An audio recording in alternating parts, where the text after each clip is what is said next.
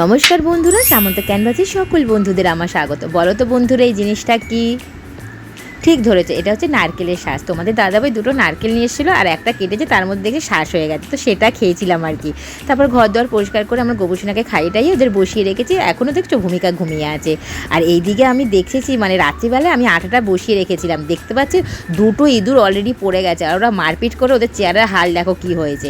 তো আমি তো এগুলো ফেলতে খুব ঘেন্না পাই, আমি ভাবছি তোমাদের দাদাভাই আসুক সেই ফেলবে। তো এদিকে আমি রান্নাও বসিয়ে দিয়েছি। দেখো আমি একটু আলু ভেজেছি আর কি, আলু ভেজেছি, এটা হচ্ছে মাংসের আলু ভেজেছি, মাংস করেছি আর ডাঁটা আলুর একটা তরকারি করেছি, ভাত করেছি আর বেগুনের কালিয়া আর ট্যাংরা মাছ করেছিলাম। জানো তো, অনেক কটা রেসিপি হয়ে গেছে।